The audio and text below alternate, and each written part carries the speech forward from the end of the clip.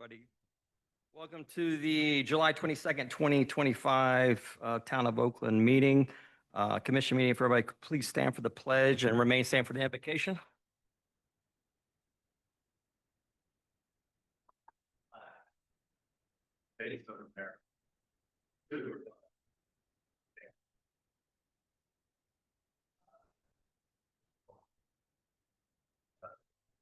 Kevin?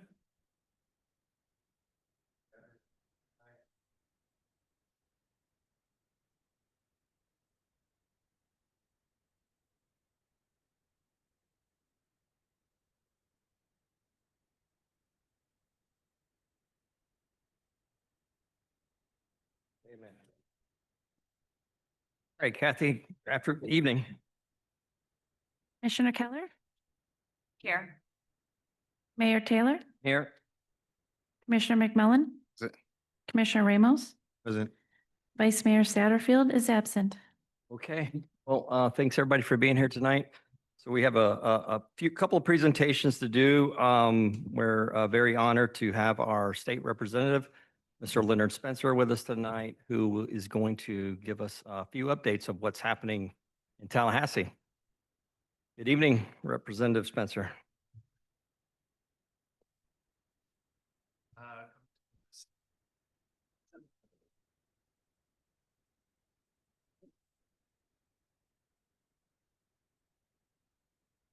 Again, opportunity to provide just an update about and so while the session had some challenges, it was a little long. I think record shows it was either the second longest or the longest session. We were able to make some progress despite progress that I think you'll be delivered. The folks in House. One of the most important local that is $1.5 million was secured as a wastewater as part of the South Lake Opta.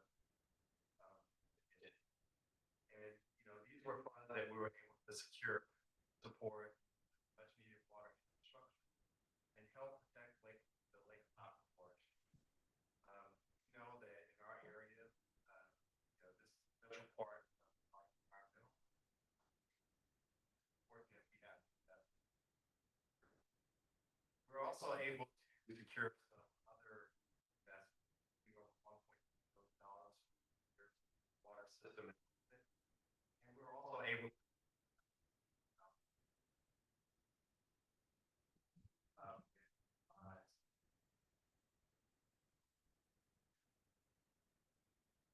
now we know that affordability remains a major concern for families here in Oakland, across. And so we were able to increase funding with support working on housing jobs. We're able to pass a budget $1 billion. And that includes a phase out of this rent tax, something that business owners have to support. We also were able to sales tax holiday, and despite we understand we're why affordability out insurance, and that's where we'll continue to focus in the next. We're also focused heavily on operating and local economic development. I believe, as I'm sure many of you, that small businesses are the backbone of our economy. That's why I supported expanding access to state level grants and technical assistance for entrepreneurs. Because these programs help small businesses navigate permitting, licensing, and most importantly, access to capital, particularly in communities without large scale economic development programs like we took additional steps to strengthen our workforce pipeline legislation in space, making sure taxpayer dollars are programs that actually work. We also passed new requirements to ensure whether it's in healthcare, trades, or even earn academic credit and access to AI.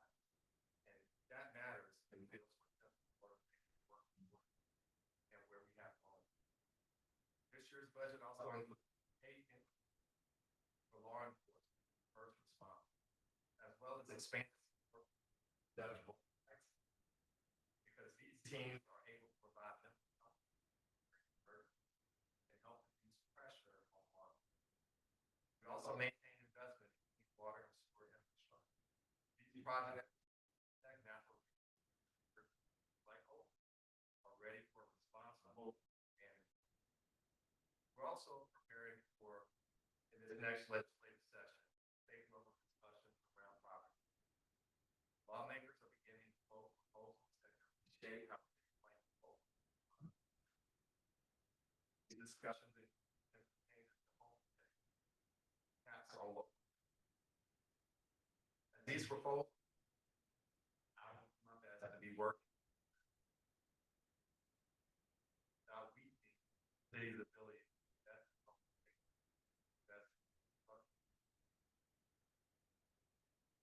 Of course, there were some discussions. Several bills passed that limited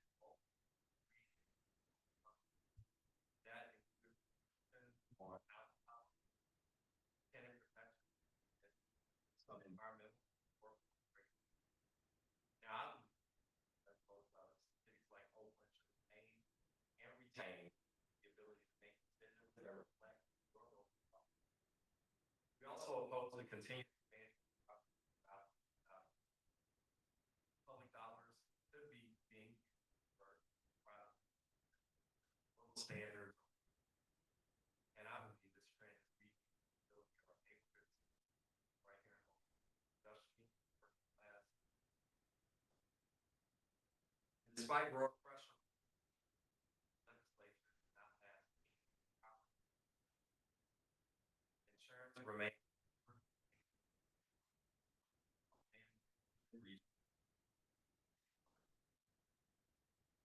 Even so, it's difficult.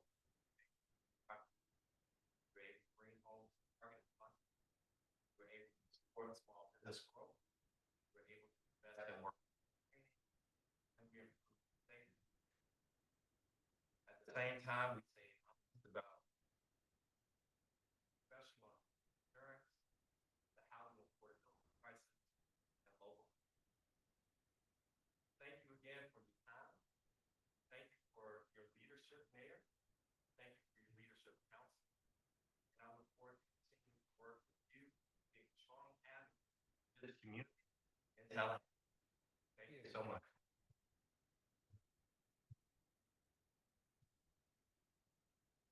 Thank you very much, Rep. Spencer. We really appreciate your effort and, thank you very much for looking out for us and getting that 1.5 million for us, which is a big help. We've been trying for a few years to get that, a couple of years to get that, and it happened. So again, thanks for pushing for us. So thank you.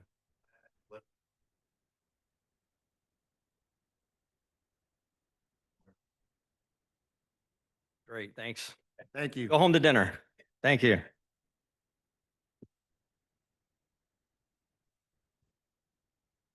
Okay, next presentation we have is our old audit results by Purvis Gray. And I believe Tiffany, how are you tonight?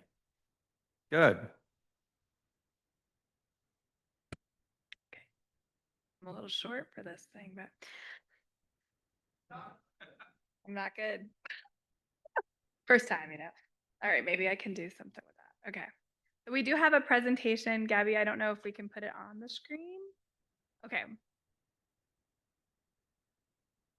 I'd rather see that than me, so that's where we're going here. Beautiful.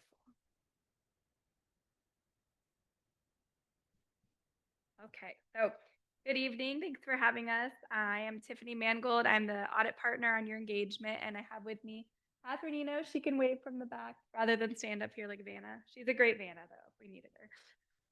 We're here today to present the results of your external audit for fiscal year ending September 30th, 2024. So I believe, let me just, no problem.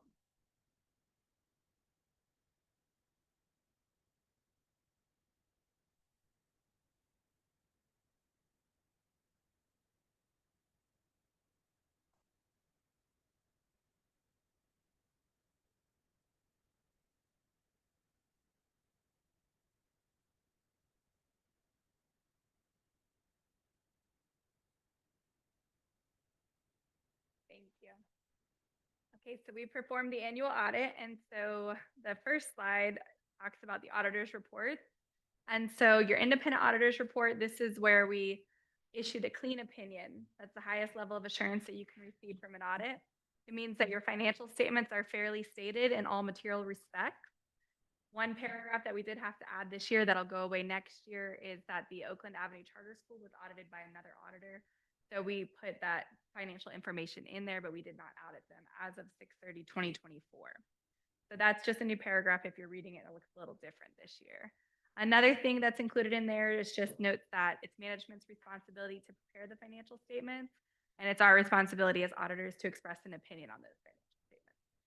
The next report that we have is still there, same slide, the internal controls over compliance and how these relate to your financial reporting and financial systems. And we check to make sure that you're in compliance with government auditing standards. And so here we look at your controls and we found you to have no material weaknesses identified. We did have one significant deficiency, which I'll talk about on the subsequent slide. And then no material instances of non-compliance or other matters either. The management letter is something that would include items that don't rise to the level of a significant deficiency or material weakness, but are still important information to communicate to management. One thing is you had a prior year finding that's been rolled over for a number of years about just financial close and reporting, internal controls. And you guys worked pretty hard to get some consultants in this year, and they helped you with that internal controls, getting some of those designed. So we found that to be cleared, but we did sort of separate out, I think, the key points that we want to focus on going forward. So we do have one recommendation for the current year for financial management improvement. So if you could switch to the next slide, I'll just show you those two items there. So the first finding is the segregation of duties. And so although you do have internal controls that are being developed, we think the issue is that you have a small finance and accounting department and customer service department. So the town doesn't have the resources to properly segregate those duties among employees. And I know this is all just remind yourselves that this is as of September 30th, 2024. So since that time, you have now got a new town manager and you have now made a lot of changes. So before that, there was a lot of weaknesses in that segregation of duties. And you've now taken a lot of those changes, but we're still going to work with management and try to help them clean that up as best as we can and have that segregation of duties so not one employee has access to multiple things. As far as the management letter finding, that was just as we were looking at fieldwork, there was some disposals of capital assets that actually were still in process, still in working mode. And so the water system was disposed of, but it should not have been. So we just recommended that you work with each department and make sure that they're on board, that those assets are actually removed from the system. So on the next slide, we also look at your investment report and your compliance with Florida Statute 218-415. We found the town to be fully in compliance with that, with all the requirements for the compliance, for the investment. And you spent over $750,000 of federal funds. So you got a bunch of grant money, which is great news. Everybody loves free grant money. But with that comes some stipulations that you have to have a single audit. And so this year you did exceed the $750,000 threshold, but the ARPA funds is what did that to you. And so because of that, we could just do an engagement on the compliance for ARPA only. So we didn't have to do a full single audit. So we looked at that. We looked at how you spent your ARPA funding. And we found you to be fully in compliance, no issues there, no recommendations, completely in compliance with the requirements for that. So that is all the reports that are in the bound report that you would have. And then the separate report that you have is this communication with those charged with governance, or the governance letter. So it's just a technical letter designed for those in charge of overseeing the audit. It's 3 or 4 pages. So there's just some specific items that we're required to communicate to the commission, and that is in this letter. So first, you did adopt GASB standard number 101 this year on compensated absences, which is just a new standard that came into effect. You had to look at all your compensated absences. It only impacted the charter school, though. You all didn't have any changes at the town, but the charter school did need to reevaluate some of their policies, which changed your net position by $41,000. Other stuff that is in here is your significant estimates, your useful lives of assets, other post-employment benefits, fair market value of investments, and leases and subscription-based information technology arrangements. All of that have estimates that go into it. These are the same, these are normal across all governments. They're just required to be communicated to you. The new standard that's coming into play next year is GASB statement number 102, certain risk disclosures. And the town, we've already talked about it briefly. I don't think you're going to have anything that's going to impact that, but what you're supposed to look for there is if you had any concentration. So one big customer that's driving your ad valorem taxes or your water rates and your revenue, which we talked about, you do have a couple of those. But in the next 12 months, are any of them going to fail and not give you your funding? Probably not. So just something to consider is that in the next 12 months, is there any likelihood or not, the possible likelihood that probable or not, that they're going to actually like fail and you wouldn't be able to rely on those revenues, which I don't think you'll have any of that for this year, hopefully. So finally, there's a couple other items. One is that we had no disagreements with management. We had no significant deficiency or difficulties in dealing with the audit.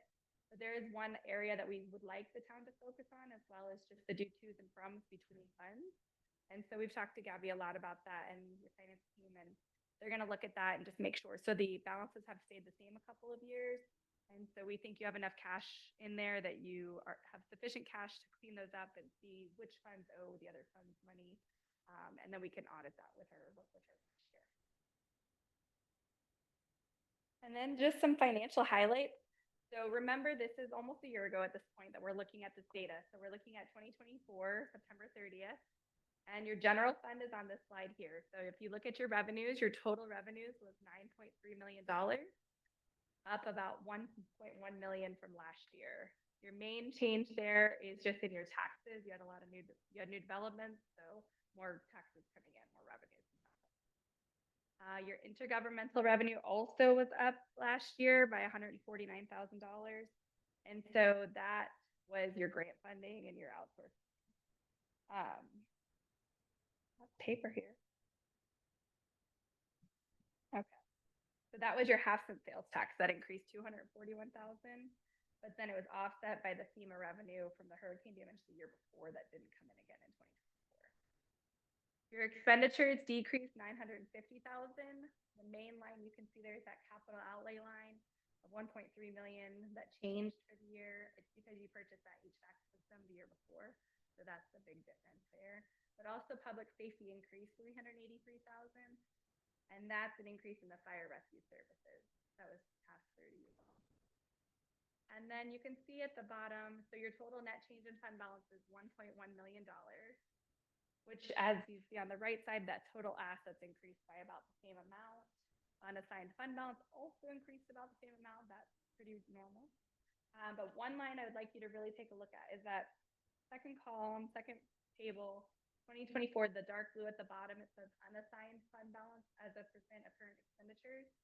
This is the number you want to look at. If there was a hurricane or there was anything, you should be stressed out. You're not getting that revenue when you should. You have 37%. That means that you have 4.5 months worth of funding in your unassigned fund balance that can pay for expenditures if you really need it. So that's great. The GFOA, they recommend 25%.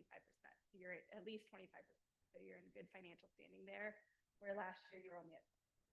You've done a good job. And on the next slide, this is your impact fee fund. The main change here, licenses and permits decreased 161,000. Capital outlay decreased 442,000. The main thing I did want to show you here is your non-spendable on the right side at the bottom. Your non-spendable fund balance went from $1 million down to 0. So that was your Oakland roundabout that is now operating, and you're getting it from Orange County fully, but you had all prepaid to Orange County.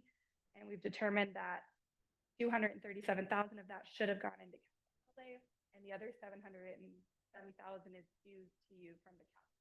So it was just reclassed a little bit, and it really went down into restricted again. So it's not non-spendable anymore, it's not in restricted.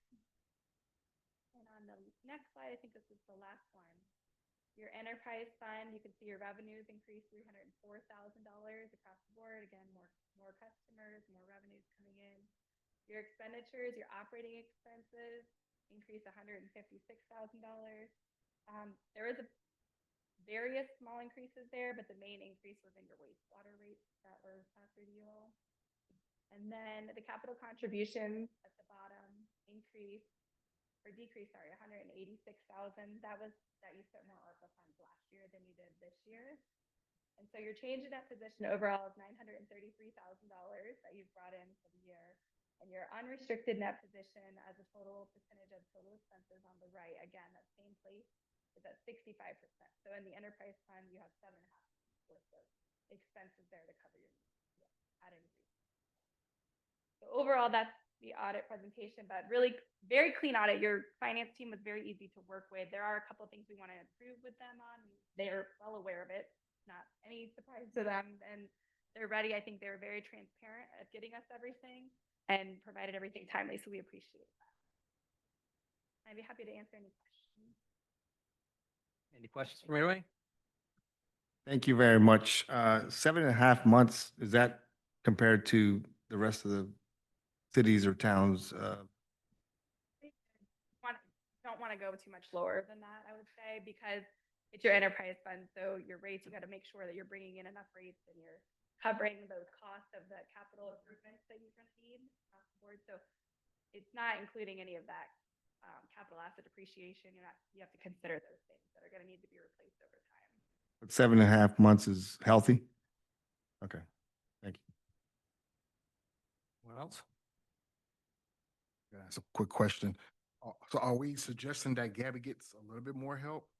Yes, I Okay. think she can probably answer it better than me, but I do think what we had noticed is Gabby has a lot of control, and it's very hard to do that with a small finance team, to reduce that control and to spread it out.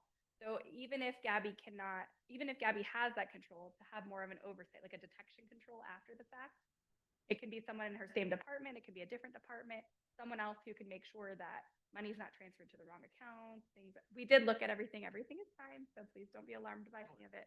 But I think she could use some more help for sure It's just another check balances on her end. on herself, So it right? could Mhm. be the HR director if he wanted to so appoint them. Could you repeat that for me? It could be like the HR, Sorry, yeah. somebody in-house if you wanted to say, you know, You just want to make sure the same person isn't able to add a vendor, write a check, reconcile the bank, and they're the only ones who are going to find it. So just think about how the fraud could happen and what would they do. They would add a vendor probably, or they'd be paying themselves probably. But then if they're the ones reconciling with the bank, they're the only ones who are going to see it. So there's a lot of small towns and cities that have trouble with fraud because of a small finance. got it. So even just I know you all do review the checks, and I think you all sign off on the checks and before they go out. But I think the bank reconciliations, just making sure one wasn't not put into that packet. Just some things like where could things be hidden is the question. Right. I mean, I personally review the checks and the statements and question if there's something coming. And I believe you do that for the school too. The School current- too. Yeah. Gabby gets frustrated because I ask her questions, a bunch of questions. Good. I'm glad. I want the record to reflect, I do not get frustrated. You need to have questions. I am happy to answer any question. Write that down, write that down. It has been a pleasure to work with, and I think we always appreciate that. Like, there's room for improvement, as there are at any town, cities, big counties. They can have 40 people and still need improvements. So I think just knowing that there is room for error is the key to having this detection. Even if it's once a month, like a listing of it all once a month, sign off someone's. Commissioner, you have something? I was just going to say thank you again for the audit. And I actually wanted to thank Gabby because I think we do run with a very lean staff here. And there's a reason we do that. We know from just going through budget stuff how tight things are. And I think Gabby does a great job. And I know just in questions I've had since I've come on the commission, she's always forthright. And I know it's a lot of work for one person. So thank you both, but thank you also, Gabby. Thanks, Gabby. Good. You guys should approve it. But yes, Thank you. thank you so much. Thank you very much, Tiffany, for coming in. We're gonna- Well, Yes, absolutely. You got a long drive back to Tampa. Good luck. No approval on this one right now? No? Did she just say that they should approve it? You could vote to accept the audit report. So anybody want to make a motion to accept the report? I'll make a motion to accept the report. I'll second it. All in favor? Aye. All right, moving on. Consent agenda this evening, and it's minutes from our last meeting of 7/8/2025 Town Commission Work Session, and the approval of the ability to serve alcoholic beverages at our upcoming Music Under the Oaks in Vernon Park, I believe in October. So it's I understand, an 80s and 90s cover band. Sounds fun. Okay. Motion, anybody, or any questions, concerns? None. No? Okay, make a motion, please. I'll make a motion to approve the consent agenda. Second, I'll second it. all in favor? Aye. Aye. Aye, okay. Great, next is second reading of a public ordinance 2025-04 for impact fees. An ordinance of the Town of Oakland, Florida, amending Section 14-183, Impact Fee Schedule of Chapter 14 of the Town of Oakland Code of Ordinances, making findings, amending the town's administrative facilities, police, parks and recreation, water and wastewater, impact fees, providing for authorization of town officials, providing for conflicts, codification, severability, and providing for an effective date. Okay, thank you. I believe from our last ordinance reading, we've kind of beat the impact fee a lot. We tried to get as much. We increased impact fees from their previous. The only one, I believe, is parks, where we have adjusted that one. It's not as high as we wanted, but according to the auditors, that we can't do it at this time. So is there any comments or questions on the table? No. I think you know where I stand on this. I've been pretty clear that we need to move forward, and I think, it's the only way that we just got to get up to speed with all this new development and making sure that we're covering the impacts of infrastructure of the town. Okay, I think that's what this is going to do. So this is a public hearing, so does anybody in the audience have any comments? Okay, hearing none, close the public hearing and entertain a motion. All in the spirit of not leaving nothing on the table, I'll make a motion to approve ordinance 2025-04, second reading, public hearing on impact fees. Second, I'll second the motion. all in favor? Aye. Aye. Aye, okay. All right, moving right along. Next item is our other policy matters. And this is in regards to our discussion from the last meeting about the dirt roads and Oakland Shores and how to maybe help fund that if that is so the direction it moves.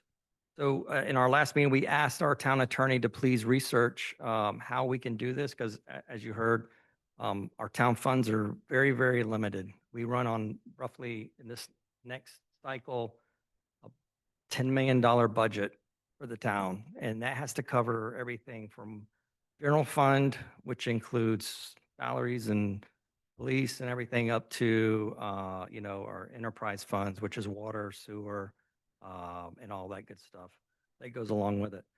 So we've asked our town attorney to prepare something and to find out what our options are for something like that. So we'll turn it over to Stephanie. All right, thank you, Mayor Taylor.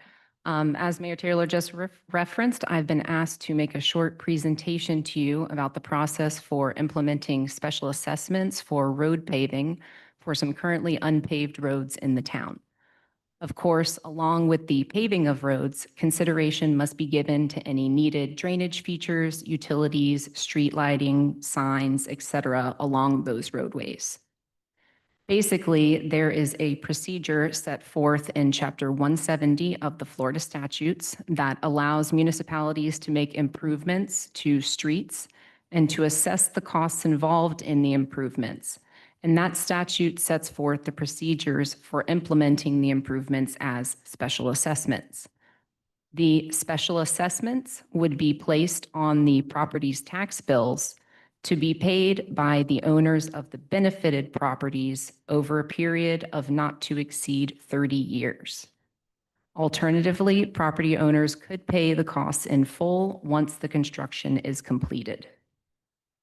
In order to start this process, the town would need to hire consultants who would essentially shepherd the town through the process of first planning the improvements, conducting surveying of the existing rights-of-way, costing the improvements out, arranging bond financing for the initial payment of the costs, and apportioning the costs among the various benefited property owners.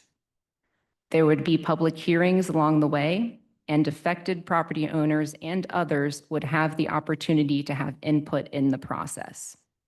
This is not a simple process, but it is certainly manageable. A lot of work would go into the project before the town would actually adopt a resolution outlining the project in full. I would be happy to answer any questions that you may have. If I don't immediately have the answers, I can get back with you at your next meeting to address any unanswered questions.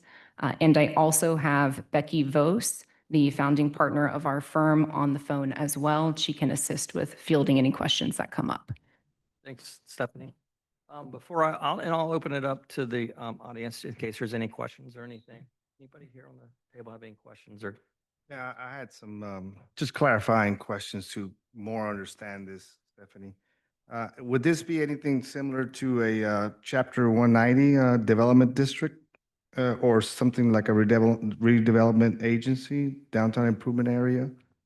This is different than the process set forth under Chapter 190. Chapter 190 governs community development districts. Those are independent special districts, and so they have their separate boards with decision-making authority. It's a different way of improving parts of the town, but it does not have a whole great deal of interaction with the process set forth in Chapter 170 for special assessment. So on the Chapter 170, on number 5 on the information that was sent to us, the equalizing board, final assessment role and recordation and credits, it talks about a governing body. And when you mention special assessments, you know, the improvement or hiring a consultant to get improvement costs and portioning the costs that each homeowner is going to be affected with, would there be a necessity for us to create a board within that community to decide? And I'm just using numbers examples because I'm not familiar how many homes are being affected, but if there's 30 homes and 20 decide to go forward, do the other 10 get outvoted and they have to pay the asphalt? Do they say, I'm not going to pay for the asphalt in front of my home, I'm fine with the recycled asphalt millings? Under the statutory scheme set forth in Chapter 170, the town commission, as the governing body of the town, has full authority over this process. And so while some property owners may not want to pay the special assessment, it would be added to their tax bill. Once approved, it would take on the quality of a lien, and it would be able to be collected in any way that a lien would be, including foreclosure. So this is not a voluntary participation type of situation. Okay, thank you so far. Okay, so this is not something that's going to happen right now. It's just one of the avenues that we're exploring if the community decided to say, we really, really, really want asphalt roads. Again, I stress that our budget is very limited on doing this. We do not have the money the town does not have money. When I say we, I mean all of us sitting here in this room do not have the money to go through and pave roads. So the option that we came up with was the asphalt millings to utilize on those roads. Now, I know that most people would love to have asphalt roads in front of their house. You sit there and say, well, come on, we're 2025. Why come everybody doesn't have asphalt roads? It just all comes down to finances, folks, is what it is. So with that, is there any comments or anything anybody would like to make? Yes, sir. I did want to add one thing, if I could, before we go to the public forum. You know, one of the things that Stephanie mentioned was as part of this, hiring a consultant, which the town has already done and determined, what we could do for the roads. And we've looked at a process based on the funds that we do have. And obviously we came up with the millings.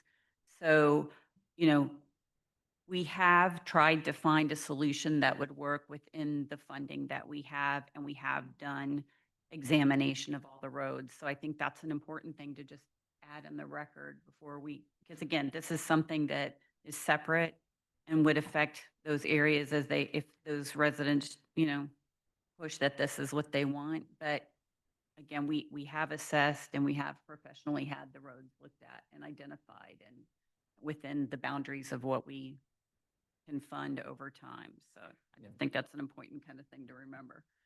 Yeah, and I will say none of us up here are against asphalt. Not at all, not at all. But we have to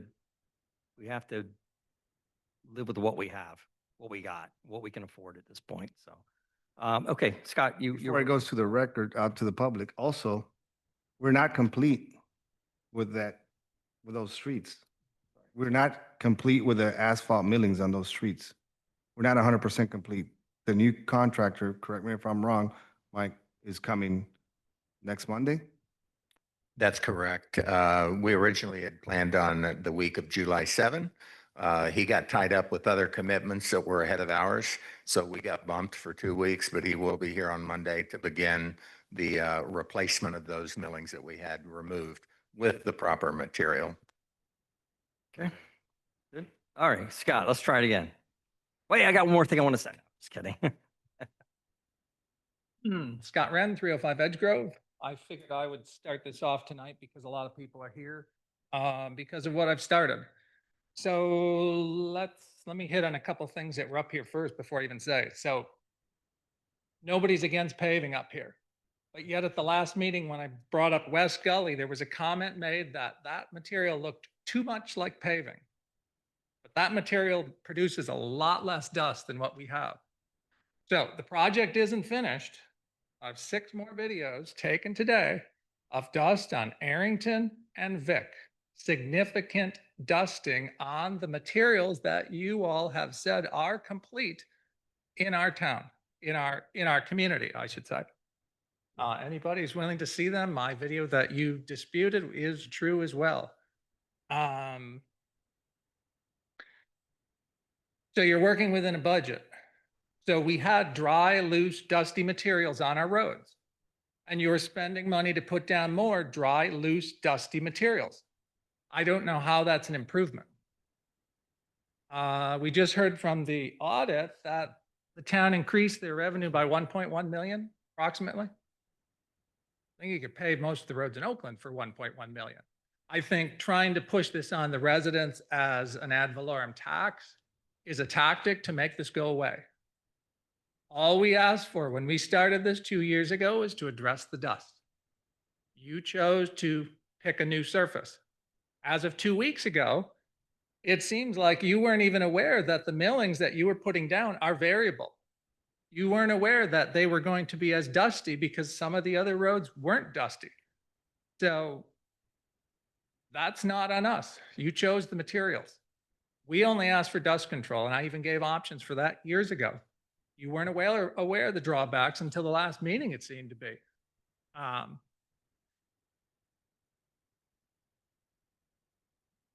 The millings were chosen only after a few minutes of discussion. There was no analysis done to see whether they were suitable for our town. So next year you've budgeted $500,000 for improving other roads in Oakland. I know some residents here, and I know the materials that are in front of their homes. If you put down the millings like are on Arrington, they're going to have more dust than they have today with the old road. So why was there no analysis done on the millings? These materials, I believe from the last meeting, you said that the town they just decided to put some milling materials down after the West Gully road surfacing, and you put them down dry. How can a dry, loose material do anything better for the roads that we have? The other thing is, we referenced Lake County had millings on roads like this. And I was wondering if we know where those roads are and what procedure they used to put them down, if they were just put down dry with a road machine or not. Do we know what roads we referenced in the meeting for Lake County?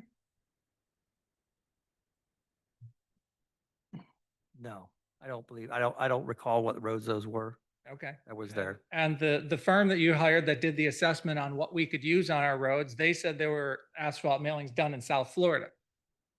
So we didn't even have a chance to see what the millings would look like. The one last thing, so next year, the $500,000 for road improvements that are going to be paid for by impact fees, that's going to be using asphalt millings on other roads in the town. Is that correct? Can somebody explain the impact fees use on that? There was a budgeted amount of $500,000, but it was for improvements of other roads throughout town with these types of, this type of material. Is that correct, Mike? Yeah. Okay, so we're going to improve dirt roads with more basically loose, dry materials. Yes. Thank you. And the last thing I'd like to say before you try and assess us for paving, there was one property down by the water. I think the town spent $200,000 to $300,000. Did they get an assessment for fixing their shoreline? No. No. And the other thought, when your neighborhood is going to need to be repaved, are you going to charge your residents an assessment to repave your roads? No. Why not? This is part of the maintenance program that goes along with the town as part of what's in this $500,000 funding. It's a maintenance program. Okay, so we pay for everybody's paved. No. So you live on a dirt road, right? And I will dispute the fact that you say we did not try different materials. I mean, anybody who's been on that road, who lives in that neighborhood has seen different materials put down there on that road. There's everything from clay to sand to the stuff we tried in Windermere to this millings material that we tried. And we tested it out, as you know, on Hull, and we tested it out as well as on Petrus. And we did another subject test on Gully, I believe. And all of those worked and created a road that we felt was good. And the residents who live on Hull and Petrus. Is there any residents on Hull and Petrus here in the audience? No, because it worked there, Yeah, but it didn't work on our roads. correct? That's why I'm here.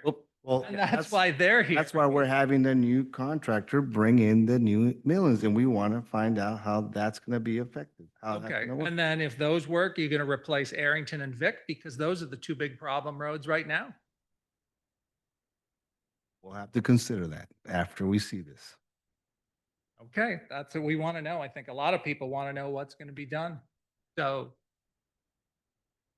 Well, and I can tell you that when I first started coming to commission meetings, and this was coming up before I was on the commission, I remember the conversation of dust reduction. I don't ever remember a promise of no dust. I also would argue that I do live on a paved road and I live in a new development. And I guarantee you, I paid for that paved road in the cost of my new house because the developer passed that cost on to me. I can also tell you that at one point, I looked at a house on the older part of town on a dirt road. And when I drove by and saw that it was on a dirt road, I actually called my realtor and said, I just don't think this is right for me. I don't want to live on a dirt road. So while I do totally understand that times have changed with traffic and such on dirt roads, there are neighborhoods in town with dirt roads and there are neighborhoods in town with paved roads. And there is a choice of where you choose to purchase your home. So trust me, this isn't something that we want to do. But again, I don't think the promise was ever no dust. I think it was dust reduction. And I think that because of our funding and costs that we have available, we have to look at all the options. okay, well, let me show you the videos before you leave tonight because I don't think that's dust reduction. And that's why I'm up here. That's part of the problem. I can tell you, I drive down those roads regularly, checking it out, seeing how things are going, and I have not seen a lot of dust. Granted, I don't live on those roads and see it every day. I would say I'd like to hear from the other folks in your neighborhood. Sounds good. Thank you.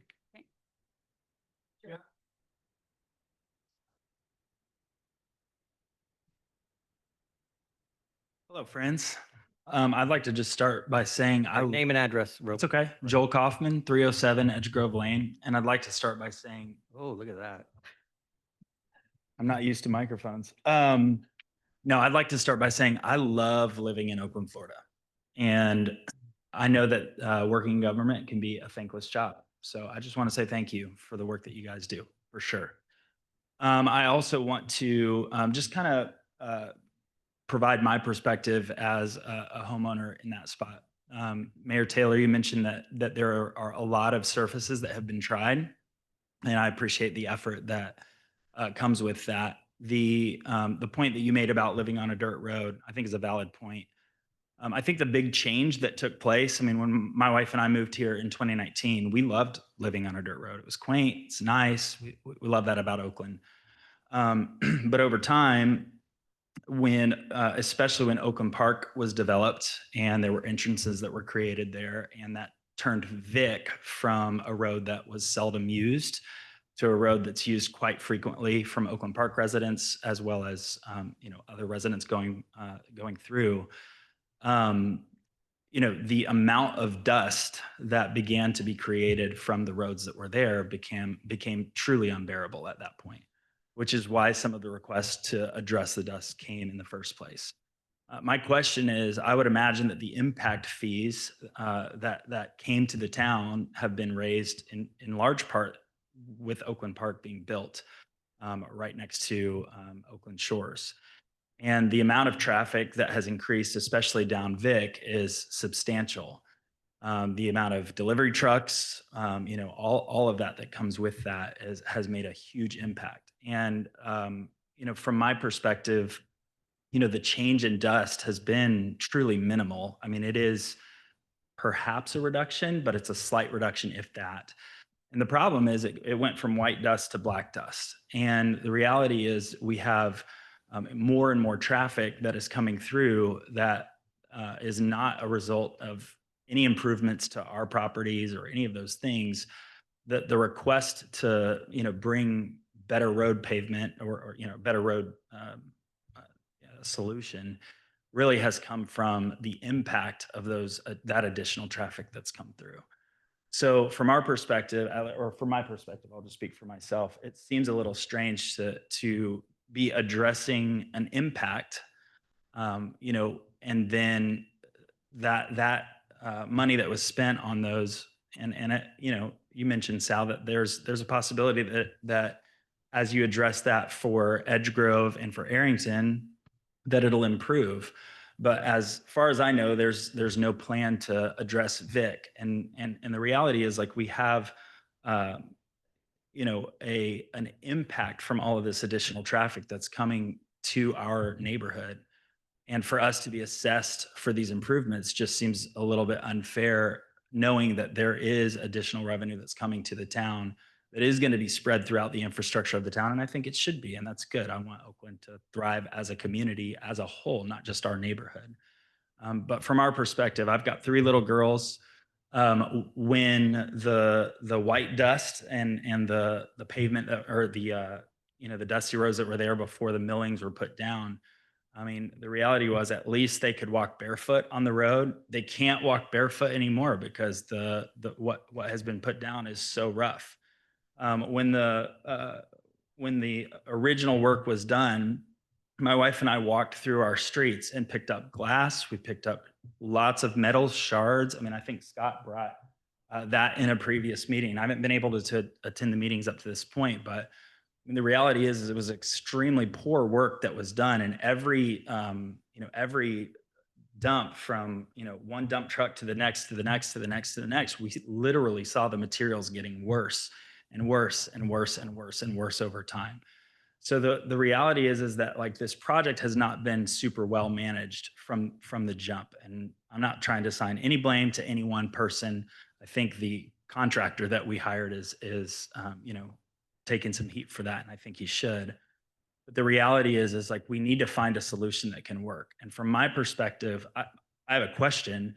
Henshin and I'm not sure what's the road that's east-west gully that's been actually fully paved.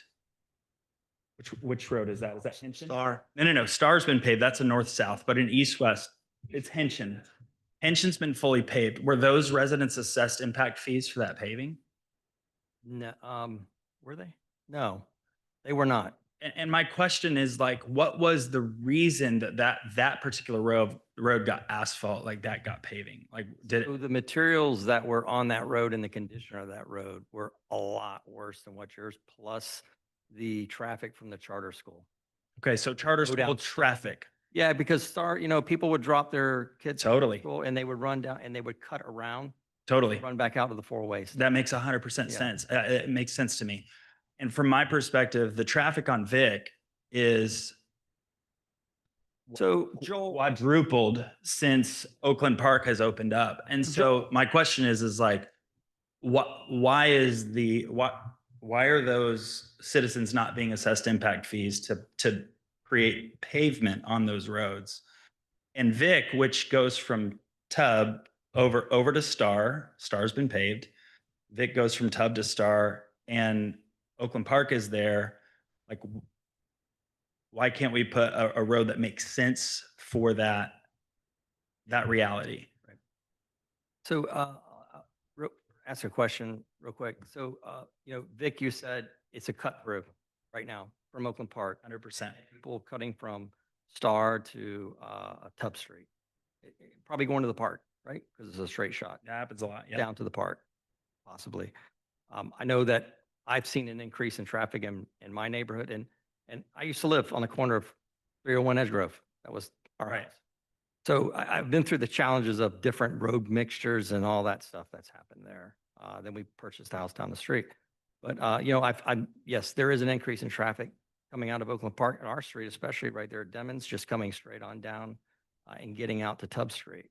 Same with the street above us, Milholland, going straight out, and then yours being Vic, straight out. So I don't know if I asked this question, but maybe I'll ask this question. If there is an impact, okay, to Vic, and it's a traffic, what happens? Is there can we do a study for Vic only? For the use of impact fees to make improvements on Vic, yes, I would ideally like to see some sort of traffic study demonstrating that the impact is in fact coming from new development and not a changing conduct of the people who live in the older neighborhoods. We've heard a lot of discussion about people are ordering Amazon and people are ordering groceries. And so we'd want to make sure that this is really being driven by new development. So I think we talked before about Amazon and deliveries. That's a lifestyle change to people. You could run to Publix and pick your groceries up versus the Amazon truck coming through. So the impact would not be from Amazon and Kroger and those guys. Now, they are the biggest problem. We've addressed that. We addressed that from the day one, that those guys, Amazon, UPS, FedEx, Kroger, just hauling butt down the street and stirring this dust. And that's what kind of started this whole conversation about dust. We don't want to get into the 20-mile-an-hour speed limit. Well, We'll have that conversation later, but right. But they were the biggest reason why we started discussing this in those areas. And then we did, and I will say that we did do, I think we did some due diligence on trying to find a suitable material to try to use to mitigate some of the dust issues. If we, and I'm not speaking, and we'll all kind of chime in here, I'm sure, but I don't believe impacts are affecting Edgegrove. I don't think impact fees are affecting Mathersmith running around. I could probably buy into Vic possibly. 100%. Vic, Edgegrove, Mathersmith, Arrington are different conversations. That's right. Vic Now, it's a thoroughfare and Edgegrove and Arrington. I think the big problem that Scott and Annette are communicating is that the materials that have been put down, the quality of material that got put down on Vic and the quality of material that got put down on Edgegrove and Arrington are markedly different, and you can tell the difference. And that's why you're redoing it, which we agree with you 100%. That contractor has been terminated, his contract's been Yeah. terminated. The materials have been removed. And I think that knowing what's happening, I'm sure the town and Public Works will keep a very, very close eye on what goes down next with that. And hopefully if bad materials start coming out, they'll stop the job. I want to be mindful of time, but just to address the traffic study that you mentioned, you kind of, you asked the question, is it either the Oakland Park new construction that's being put there, or is it Amazon drivers, Kroger delivery, whatever it may be, is that use of, I don't know what term you used, but change of habit. And I don't know that it's necessarily either or. It's not. Right. It could certainly be a portion is driven by new development and a portion is driven by change in conduct of folks who live in the older neighborhoods. No doubt. So as we look at doing that study, I mean, the reality is that the impact of Oakland Park being opened up, I mean, from my perspective, there's a benefit there because I can get all the way to Winter Garden now through Oakland Park especially now that Plant Street and Oakland Avenue is closed. That's great. But the reality is that it's not just people going to the park, but it's a lot of people who are joyriding through the community back and forth. Teenagers on golf carts going extremely fast, and because the dust is still a problem, it's a huge issue, especially on Vic. I think Edge Grove and Arrington, if we can find a suitable material that can work, that's not what it currently is. And if we can make Vic, whether it's paved or a suitable material, I think that would make a lot of residents. Is the dust better than what the old material was? My perspective is that the dust is different. It has gone from white dust to black dust. There may be a slight reduction of, when it was the white dust, you would kind of see a dust cloud that would then kind of pass through. But it is not anything close to no dust. And if it is a reduction, it's very slight. It's on Edge Grove? On Vic. On Vic. Mhm. You're on Vic or Edge Grove? I'm on the corner of Edge Grove and Vic. Yeah. That's all I have to share. Thank you. Thank you guys for listening. Really appreciate it. Yep. Anyone else? Yes. Ma'am. Or sir. Sorry. Didn't see your hand up. Your old address, 301. Oh, good. I'll be honest with you, if we were going to change anything, I'd rather go back. If we have to use the stuff that we're using now, I'd rather go back to the dirt that we had when I first moved here. We went from dirt to mud. I can't even wash my car anymore. And now we're going to this pavement that you can't walk on because it's got so much trash in it. They did remove that, which was great. I'm glad they did, but now we're back to the mud. So if they could remove the mud and just give us some nice dirt and keep it graded, I'd rather have that than that stuff that they're putting down. Because now I have, and I don't know, I'm 66 years old. I've never been allergic to anything. And now all of a sudden I'm allergic to dust. And so I just went to the doctor. Then you hear in my voice. I don't know if it was a change of the type of dust or just my age or whatever, but I'm on the corner, so I don't get just 30 foot of dust. I get 120 foot of dust. And the problem is everybody's learning the back roads because of Oakland being shut down. So you have to find another way of getting home. And what happens is people are starting to find new ways to get home. And that's why there's traffic on Mattersmith, a lot more traffic on Mattersmith since I've been living there. And Edge Grove don't have a lot, but there's enough to keep a lot of dust up. But Mattersmith is as busy as Vic. They're coming through there. They're wanting to get home, and I get it, man. I went to work a lot, and I drive a lot faster coming home than I did going to work. And in the afternoons, you can just see them going by there. It's just everywhere. Yeah. But really, me, I would rather if we had to use that milled material, I'd rather go back just to the old dirt road because to me the dust was better. If I had to have dust, I would rather have that dust than the new dust. That's all I got to say. Yeah. Rather have the old dust than any of the new dust. And I don't know if that's having an effect on my life, but I've lived for 66 years, never had any kind of issues, and now I'm starting to have that issue. Thanks, Bert. Right, thank you. Appreciate it. Thank you. Yep. Jeannie?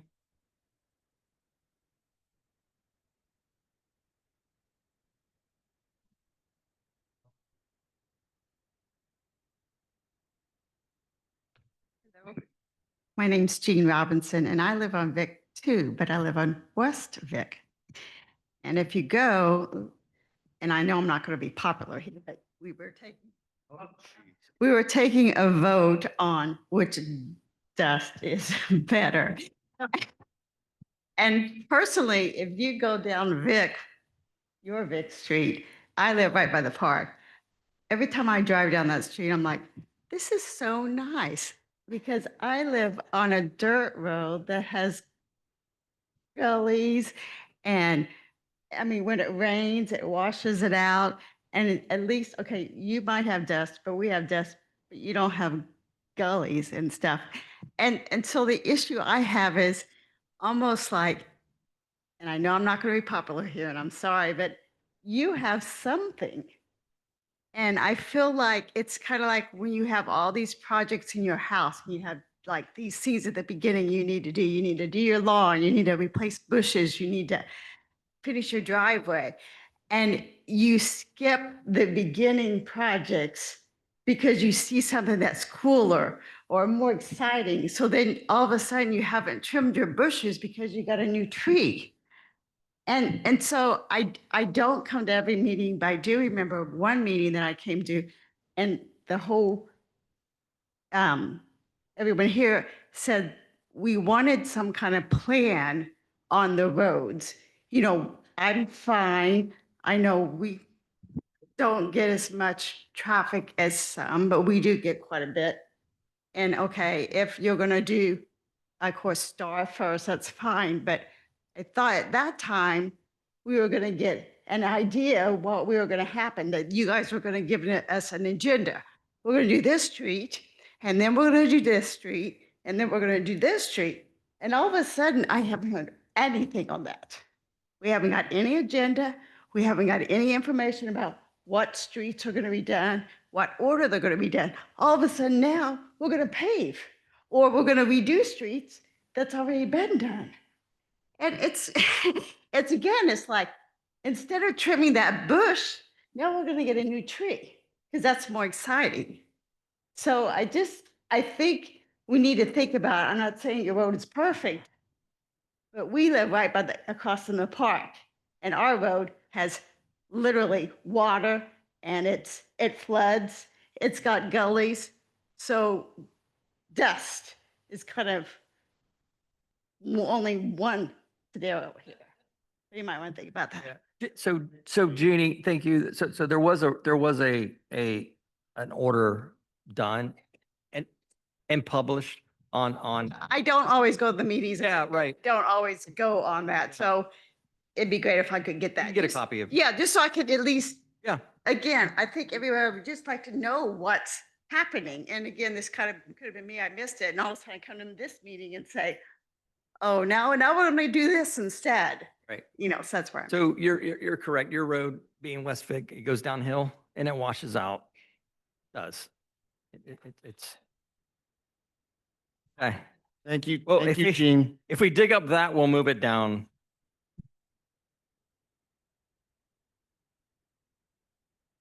Anyone? Yeah, John.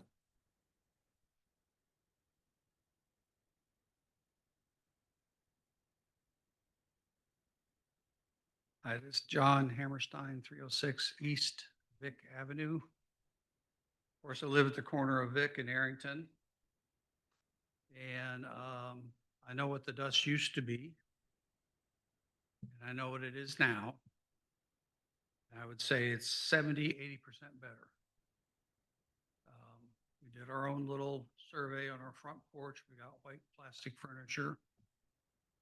And it does have a little bit of dark dust on it since that road was made.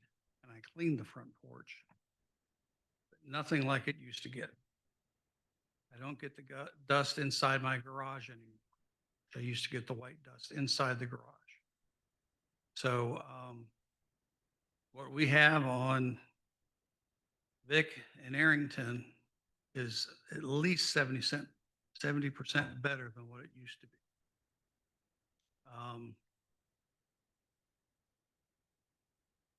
The beginnings of this, there was a specific term I used intentionally that was called dust mitigation. And then that's kind of morphed into less dust or anyway, but that's kind of the, the standard of where that is, dust mitigation. And I look at this as a huge learning curve for the town. Because you guys do have plans, you're gonna go forward, you're gonna do more roads. And so we were first, but we were also most involved with what the rest process might be doing. I think it's fair to look at Bic as it meets Tubb, and then even Arrington as it meets the trail, which is a short piece, possibly for paving in the future. Those are more heavily trafficked. But it's been a long drawn out process. I appreciate everybody's input. Scott's done, the work that people have done, the town, all that. But those are my thoughts on where we are right now. Very curious to see what the product looks like after the roads are Next week. redone. Yeah. And then maybe even notice how much dust that stuff picks up compared to what we have now. The other thing maybe is worth investigating. I don't know if there is a product, liquid product, or something that could solidify the surface. I'm not asking for asphalt or something. I don't know. Something maybe somebody could look into. So it's very interesting when you look at Petrus over here, and it was the second road that was done after Hole, I think. And it's starting to solidify, Harden. harden, where the heat has heated up or emulsified the tar in it. And it's starting to the surface is great, and the dust, and again, the Heritage Center sits right there, and it's all white and stuff. And if you look at that, the dust is almost not there. So, yeah, I do think the product will work, and it's going to be very interesting next week what they put down. But I do think Mike's staff will be on site the whole time.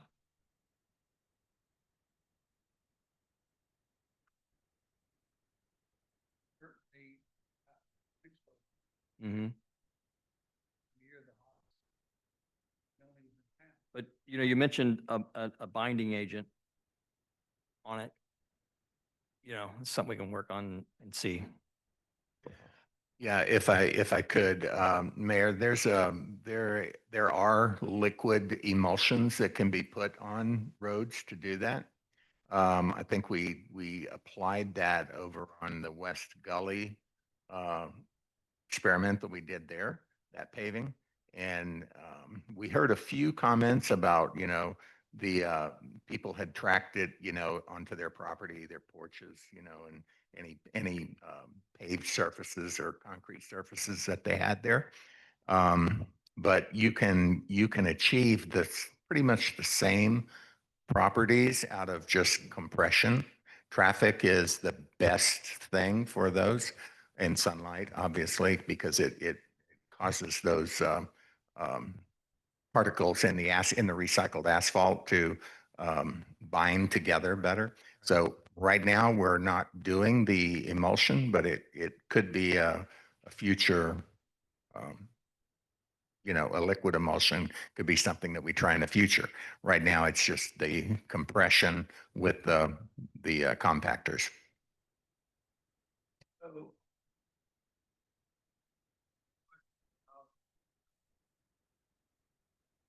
special assessment, live on a corner. If your assessment based on. Yeah, go ahead. That would be a process that would be determined by the commission at a later date. That have access.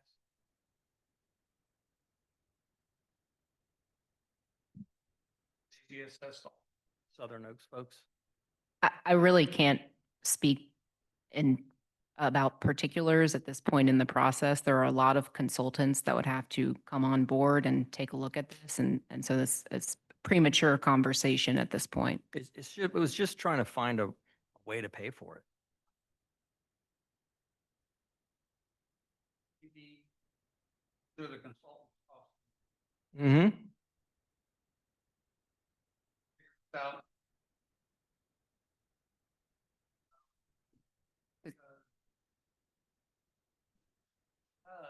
Sorry. Sounded like. Oakland Shores resident. Vote. Vote.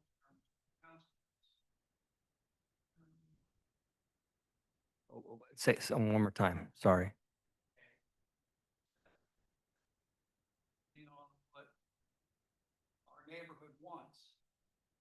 Council then will consider special assessment going forward. Yeah, if I think that if there's, Scott, was it 43 people in the neighborhood? Is that what you said, I think? Homes. It would be based on how many people. It would be based on units or homes. But I thought there was 43 in there. Let's just say it's 43.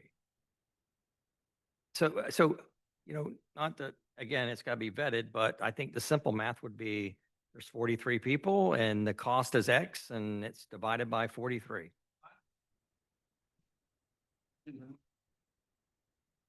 Based on my consultant. Well,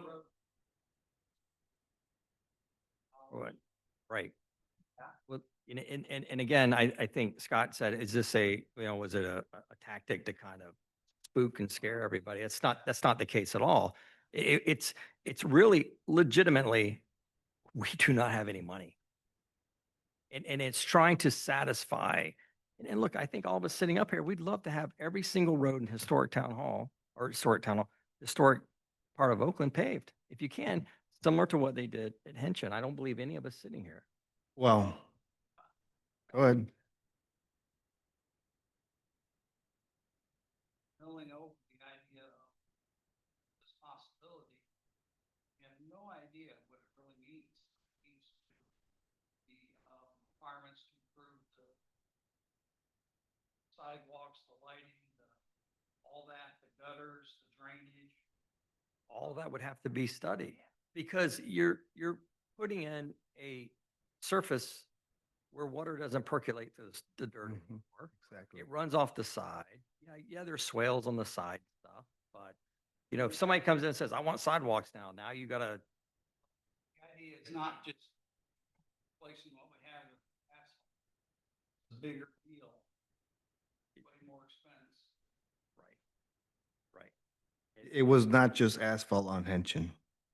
There was a lot more, underground water divert. That's correct. Thank you, Sal. And, Yeah. and then I just want to jump in for a second, Mayor. Just like John, I'm glad you had mentioned the 70–80%, of the dust that you made your study. And Jeannie, I'm glad you talked about trimming bushes, but yes, we do have a lot of streets that we have trim in the spirit of trimming bushes. We have to do a lot of trimming bushes on all these other streets who are also waiting for their dust control off of West Henshin, Daniels. I mean, there's a lot of other roads and we'd have this whole room filled up 10 times of what people are waiting for. But Joel, yeah, once in a while we have to plant a tree. I'm with the agreement of making a thorough study on Vic at minimum for asphalt sooner than later. But the streets that have to get recycled asphalt, we have to move forward with the plan we have and complete our plan there at Oakland Shores with the recycled proper material, correct? But we always had the intention of one day paving the streets. And it may be that Arrington would be the first one on the list after we finish and complete our recycling asphalt on our dirt roads first, right? First, completing your sections that the contractor, not beyond our control, but now we're gonna be on top of it, fixes it. But yes, putting asphalt on Vic, to me, for when I hear from you guys, that's one of the main, without even having a full study, I can see already when I drive by there that that's one of the most used road.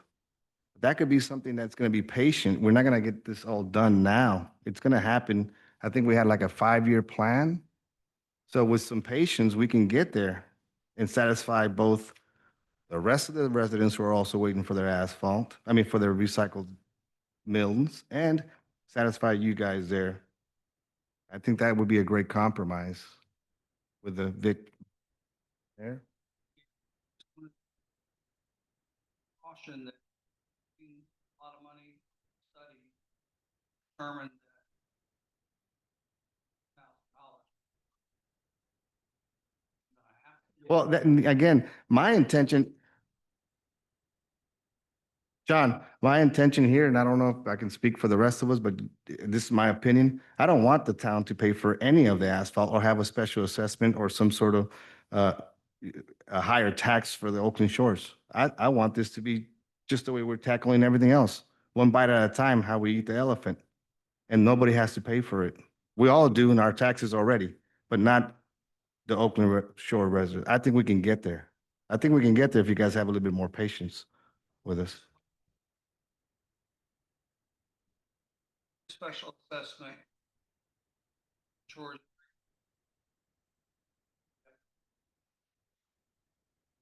The town. It's still town's road as any other public right of way or road would be, just like in Southern Oaks. It's the town's responsibility to maintain the road is what it would be. So it's just, if you want a quick solution to get it done today, right now, this is the only solution we come up with. But if we can be patient and, let's try this material. Let's see if this does 70% of it cut down and whatever, and it creates a great surface to drive on. Yeah.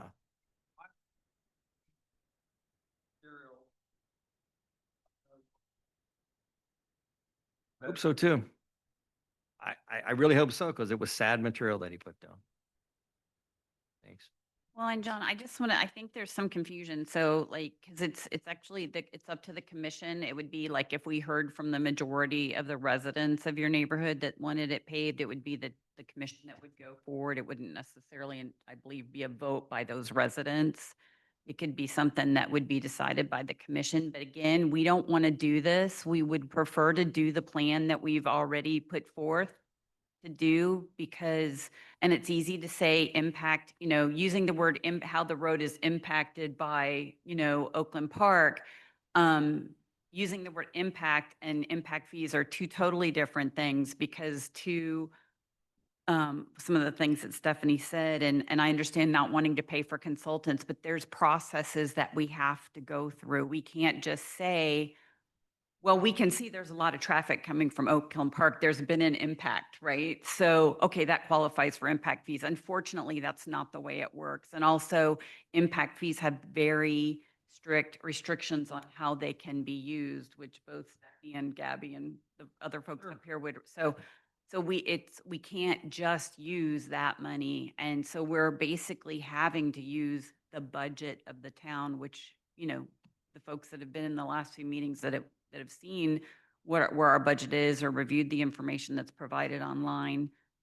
I mean, you're here regularly. It's just a tight budget. So I think we have a plan. We've just kind of paused that in changing the spender and things. But there are a lot of people beyond Oakland Shores that are also looking for work on their roads. And it's kind of, everybody's kind of in a holding pattern right now. Right. But we do have to do it in a time that we can afford to do it. I can't spend money today that I haven't earned yet. Well, some do. Yeah. Thanks, John. Thank you. Okay, anyone else? You have to come up to the podium, sir. The people at home can't hear you.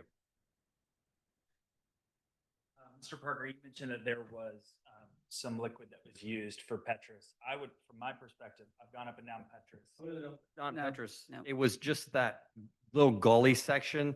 That was the very first, and it didn't turn out well. I mean, it might be hard as a rock and look like asphalt, but it was put on. And that's what people were complaining about with the. Yes. And so when we first heard, and I wasn't a part of the meetings, but essentially when we heard that these roads were going to be addressed, what I heard was that it would be like Petrus. Was that ever kind of like, that was the goal? That was the goal. That exactly was the goal, to try to make it like Petrus and Hull. And Hull, Still is. yeah, Hull being down, Tubb Street, yes, across from the family church. yes. So Petrus turned out phenomenally. I think there's extremely limited dust. The road seems to have held very, very well. Yeah.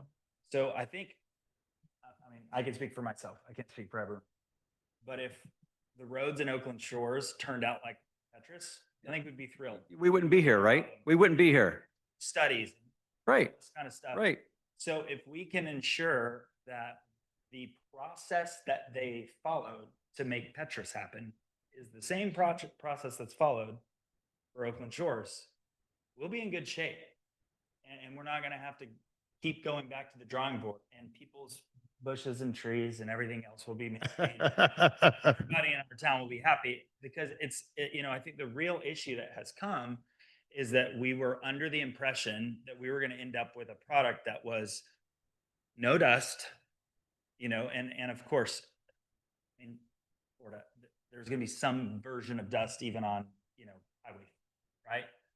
But what we've gotten is absurdly different from that. Joel, So yeah, if we can absolutely. Aim at Mhm. like, let's have the quality that Petrus is. And I don't know how you're hiring this contractor and what the standard is and how the contract plays out.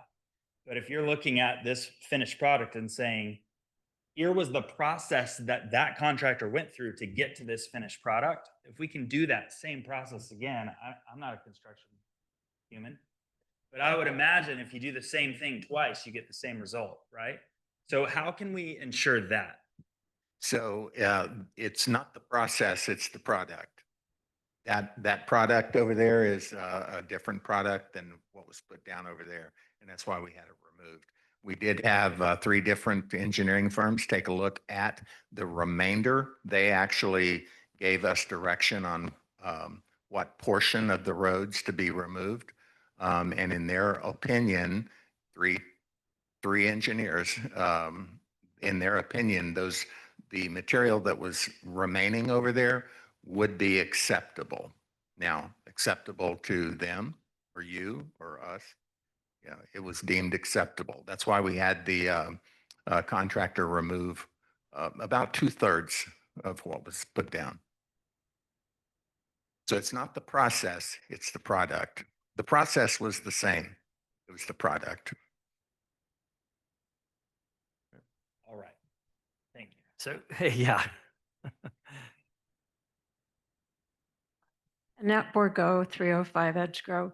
I'm very good with my money, and I appreciate your comments about budgeting, but I would like to say for the record that this is not about nice to have versus need to have, or the other way around. I really think the amount of dust on the roads, or like, I know, John, you said you think it's 70-some% better. We don't have any way of measuring that, but by my observation, there's still big plumes of dust coming up when people drive by. And I worry about people's health. So this is a much different situation than, oh, this would be nice to pave. I don't care if my road's paved, but I do care about the amount of dust in the air and the amount of potential risk to the community who's inhaling this stuff as people are driving around. So again, it's not about paving, it's about doing what's best for our community. Thank you.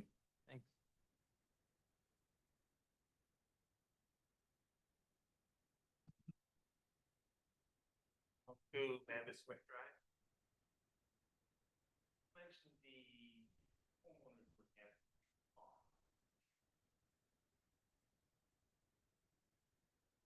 Is that really fair? But we're not the only ones benefiting.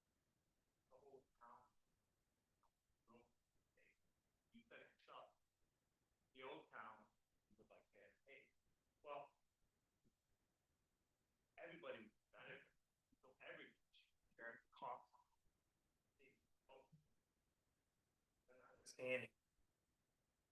Singling these people out. They're the only. Everybody. Only benefit. 8 to 7. Yeah. So it can beyond the chair call.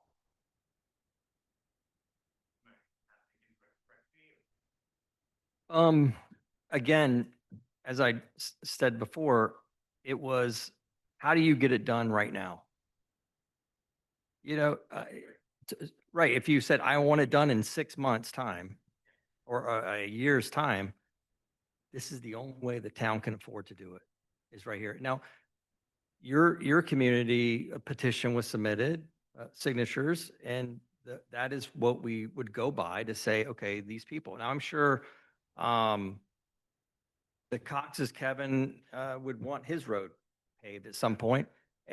Yeah, and other, right. So, the process probably like Commissioner Ramos said, is to slowly over time go down, start doing it. Yeah, but then if that was the case, we could have just said, we don't have the money to pave it or we shouldn't put the millings down. Let's just leave it as is right now with the white dust. And that's not fair to. We Tiffany. pave Oakland Shores and no one else gets anything done to their road for the next 5 years because we don't have the money. I mean, there just isn't the money for us to do this. I mean, I don't know how many times we can say that. Right. I never seen a roller, see a water truck. I never seen a water truck. Yeah, there is no water truck in the town. Exactly. Yeah. Yeah. And that would only last probably a couple hours until it dries up and then it's back. You got to constantly water. So I will say that the maintenance on this road, like Petrus and Hull, I don't believe you guys have had to run a grader down it at all or do anything to it. It's kind of held up itself pretty well. That's what we have high aspirations that the new material, and if it's right, I hope it works too. Because again, what we discussed was we wanted a road like Petrus or Hull, where there were, came out like that, it would have been great. Unfortunately, we acknowledge, and we've said it, that the material used was inferior material. It was absolutely terrible material, is what it is. Yeah. Next Monday. Next Monday, the contractor has assured me he will be in your neighborhood. And then with our upcoming budget year, we have funding set aside preliminarily until it's voted on by the commission in September. But we anticipate doing, the other streets. And there was a study done that actually laid out the streets and prioritized them.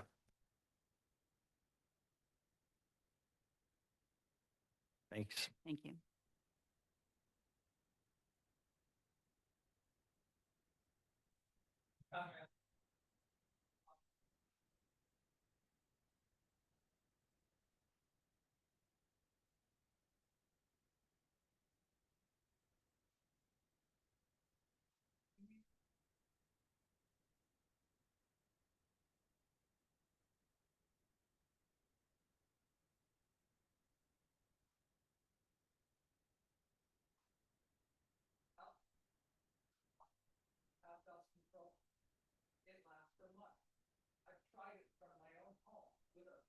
Small mixture of that thing. I got a video. Jet truck on the whole road. And I'm leaving what I sampled. And that's kicked up. I had no doubt. Right? They used to use it in the town that I lived in before.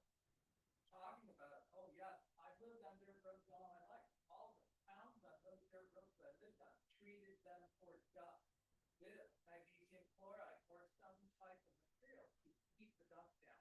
Scott, no, don't want to interrupt. How long did it last? The study, the test you did in front of your house?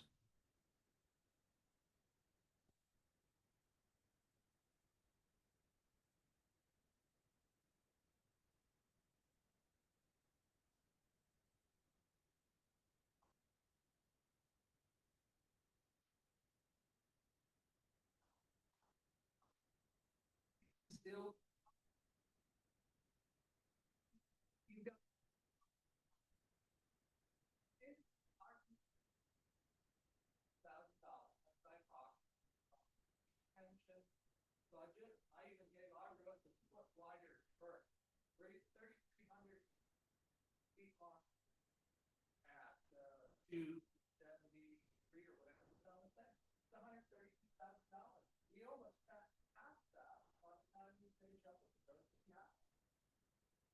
that was just asphalt.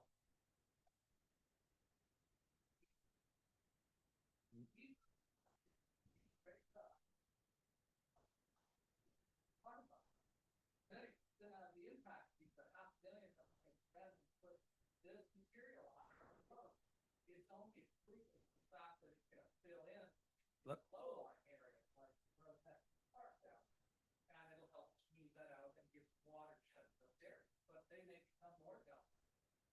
So let me correct you.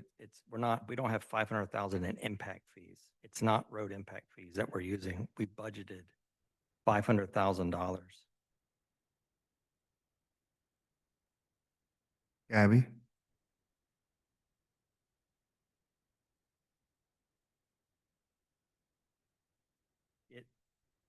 Yeah, that's not under impact fees, is it? That's the budget workshop. Those aren't the final numbers. I think that the dirt road maintenance that we're due to put the millings on is under impact fee. No, I think that comes out of general fund.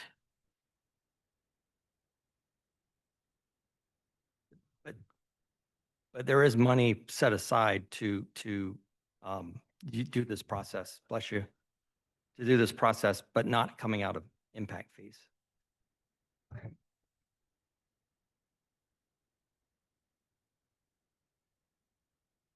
Mhm.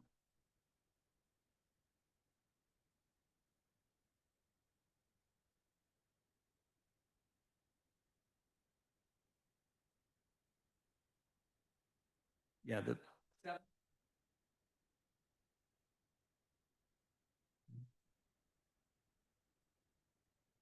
Okay.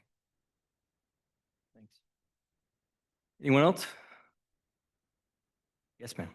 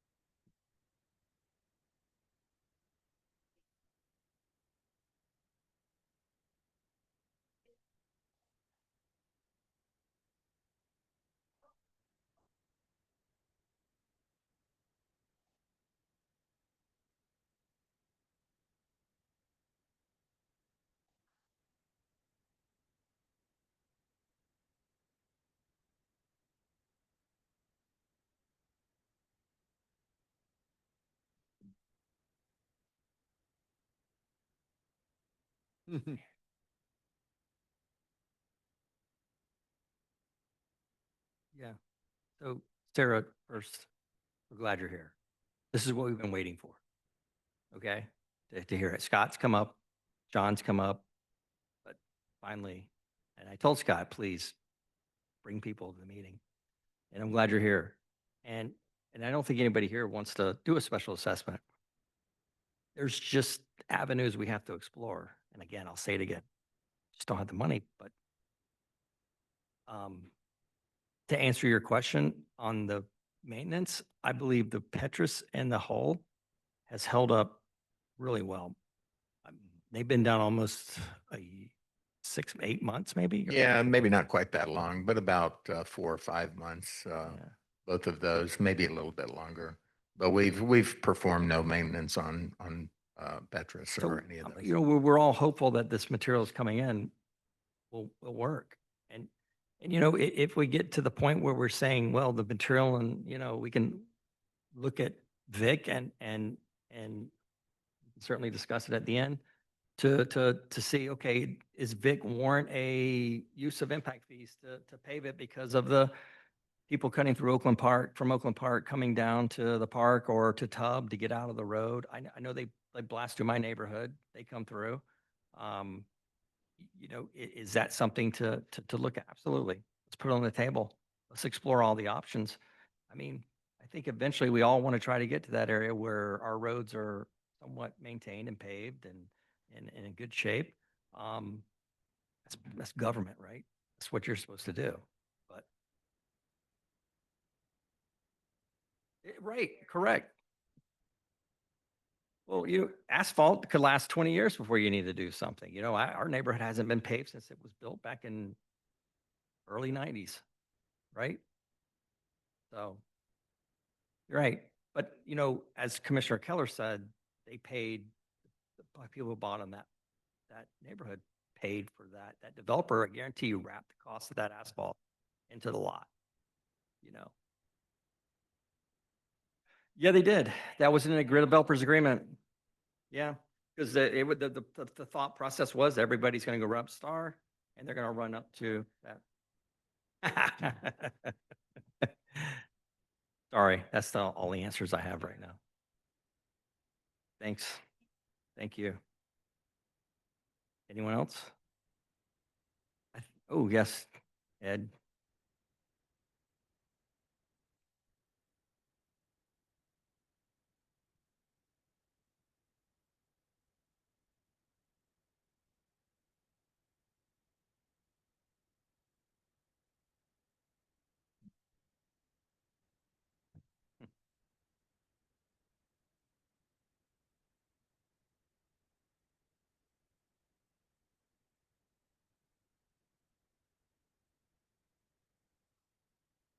Thanks, Ed.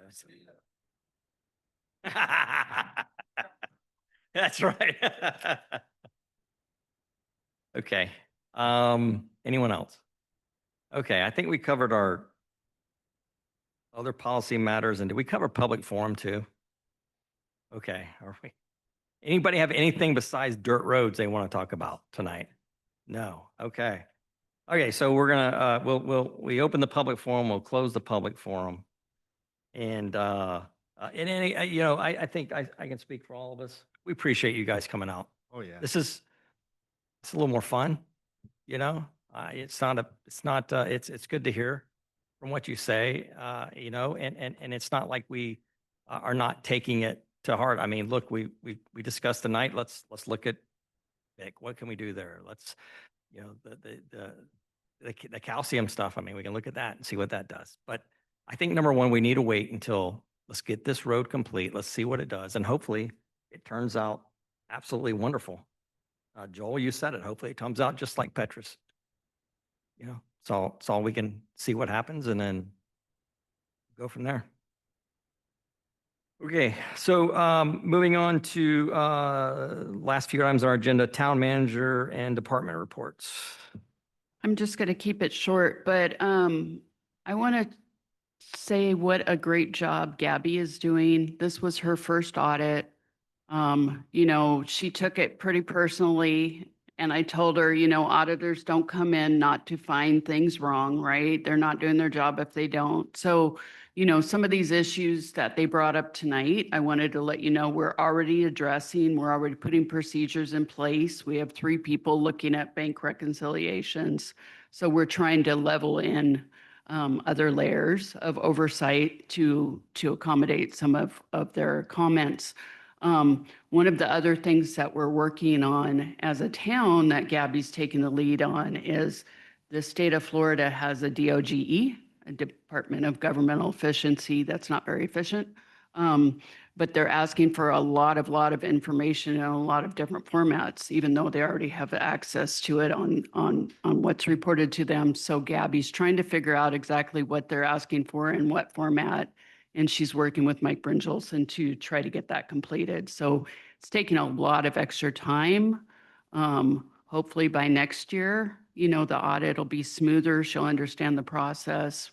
DOGE will be able to use the same templates. So I think it'll be a lot better for her next year. But I just want to give her recognition for everything she's doing above and beyond right now. Good job, Gabby.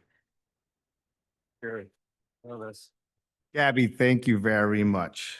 You are doing an extraordinary job by yourself. And I want to just reiterate what they said here on the council is that if you need help, and we should provide some help, at least for her, not because, there's no intention for you to commit fraud, but having someone overlook what you're doing when you're doing so much, sometimes you may miss something, not intentionally, but just you're tired, you're overworked. So having someone to overlook what you're doing is great. I know that having an assistant. is really She good. does have an assistant. Okay. So Ty Brown moved over from utility billing and is her assistant.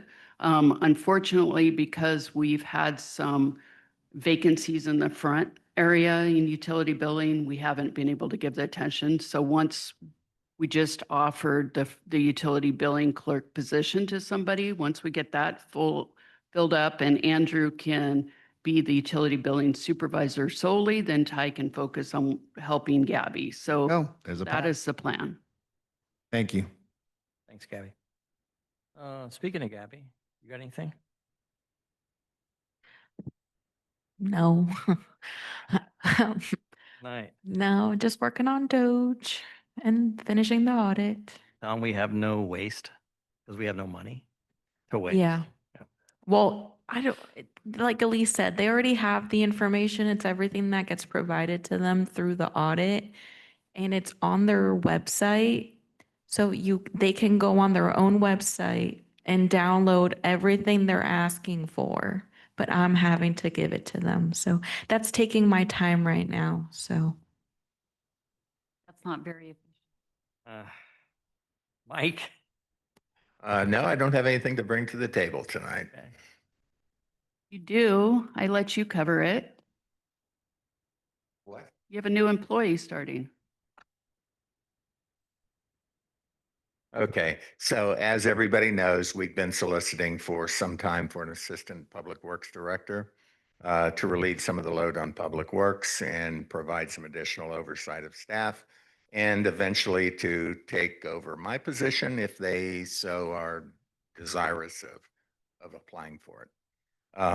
So we have made an offer and he has accepted Mr. John L. Kemp, who comes with a significant background of utility experience.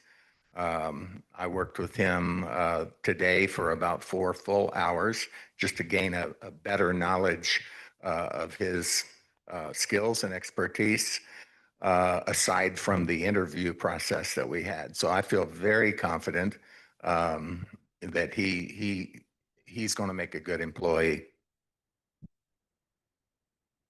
The end. That's it. That's it. You don't want to talk about the $1.5 million that we got and what you're using it for?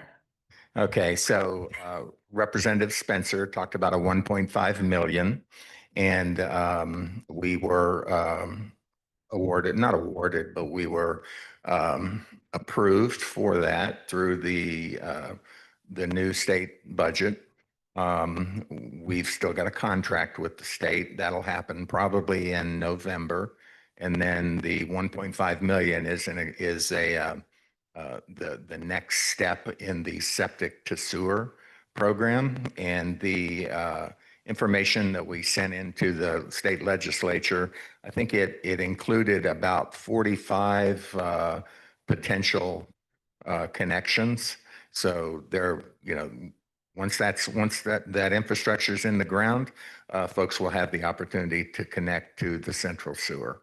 And those areas are, I'm sorry? those areas where that sewer line's going to run? So the way that we manage to get into the state budget, you have to leverage everything else that's going on around you to take advantage of that and sell it to the legislators. So we took the construction of Lift Station 7, which is approximately $1.1 million that the town is paying for. And we leveraged that with the infrastructure that the developer is putting in. And I think that was something like 600,000 sewer infrastructure. And then that way the state only had about a 40% of the overall project. So I think that's what got us the money, honestly. It's running right next to Jeannie's house. Put up her road even further. It will. That's what- Give it about 2 years, but yes. West Vic, Briley Avenue, Daniels, those streets over there.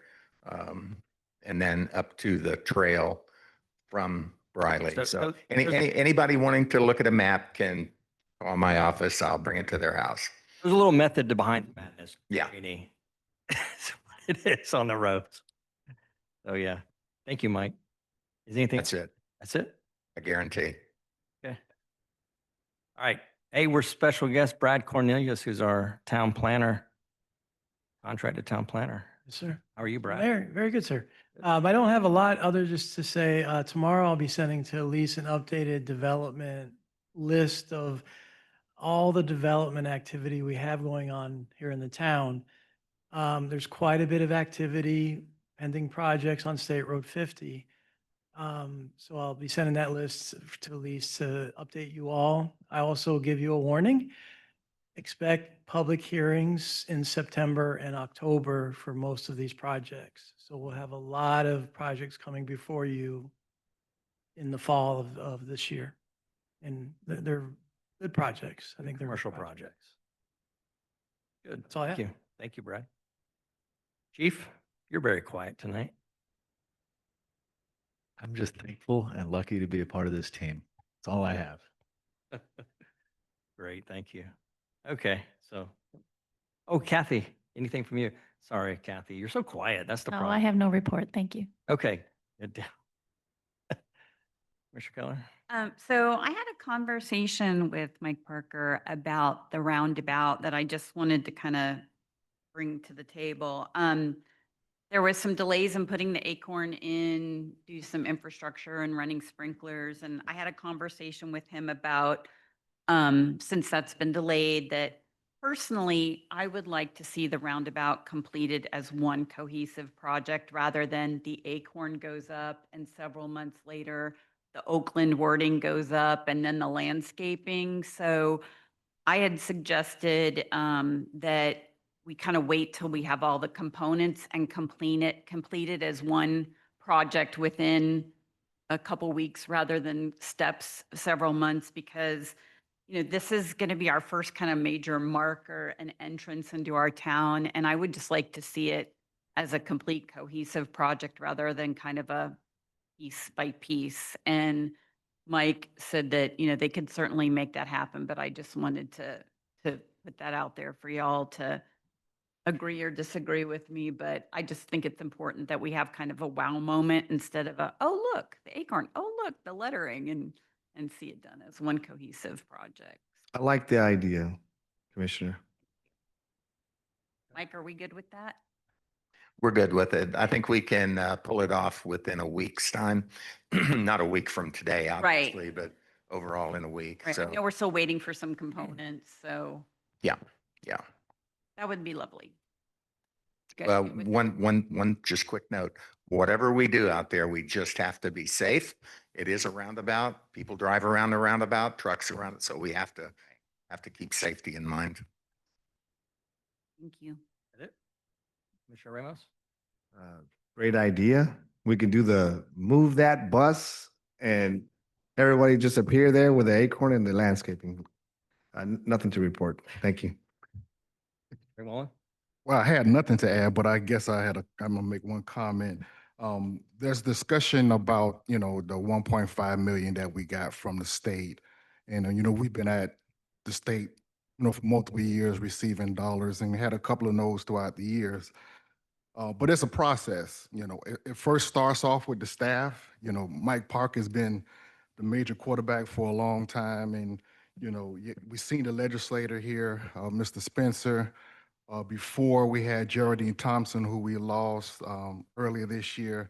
She was the one who really pushed it. And when she passed away, it was a senator up in Jacksonville had to take on pushing that initiative to keep it going. So between Spencer and Bruce Antone and some others here, and then of course you got the commission and the residents being a part of it. But what we don't know is we have lobbyists that push the initiative. We have lobbyists that really carry the message. And I didn't know he was going to be here tonight, but James Harris is one of our lobbyists who's sitting in the audience who snuck in real quick and nobody even knew. But he's been our lobbyist for over 10 years and he's been a part of the team that has really taken the message. It's not about just us pushing that. I give you an example. When we first tried to get dollars from the state, we got a big no. We got some consultants, some people told us to change the name. We add the Lake Apopka. So that's why you see the Lake Apopka name on it. At first it was the Town of Oakland Initiative and Mike Parker can attest to that. But then when you start adding, just like you said, you leverage what's going on in the town, what's going on in the area. Yes, you leverage that we are affecting Lake Apopka in a positive way, and you leverage the economic development, you leverage how it's making everybody safe. But also you really, the staff really carries it. Commission, we come and help and support, but the lobbyists, they are the ones, they're not just talking to the local elected as far as on the state, but they're talking to people around the state because to get in the budget, you need both houses, you need all parties as far as Republican and Democrats to push the initiative. And I just want to make sure that we understand that, and as residents, we do have people that are really working hard. So James Harris and also Gunster, those groups are really working hard for us to make sure that this happens. And, again, like I mentioned earlier, we did get a couple of no's over the years, but please understand, it's a lot of work to get, like Mr. Spencer talked about earlier, it's a lot of work to get these things done. And we just happen to be blessed to have some good people who may not make a lot of noise, but they are really working behind the scenes. So I just want to say thank you to James Harris and really thank you to everyone involved to make sure this happened, because when the document is created and the initiative is talked about, it's not just a piece of paper put together. Mike Parker and the team, they are really working diligently because we're going to go back again next year and we're going to probably have another process along with the mayor and the commission coming alongside that project. So I just want to make sure we understand it is a full team approach to get those budget dollars to come towards us to help us to do the things that we're trying to do for the town. So thank you so much for your time, Mayor. Thank you. For me, it's summertime again, and summertime means that we get letters from Orange County Fire Department on fire fee increases, and guess what? We got one. So the increase on that went up to 2.3 is what it did. And it went up based on our valuation of property in the town. The good thing is, I believe we have it, and Gabby and Elise have accounted for that and have put it in our budget for this year. So we should be okay. Yes, from our budget workshop, I put in that buffer that you requested, and that covered the increase. So we are good in that. Yeah. See what happens again next year. And I'm sure that they're going to hit us with another one next year. And trust me, we're trying to explore other solutions to not get hit with that. And I think we all have discussed it last year that there's just absolutely no way we're using $2.3 million worth of fire service in the town. So with that, that's all I have. All right, if all hearts and minds are satisfied, let's adjourn. It is 8:54 p.m.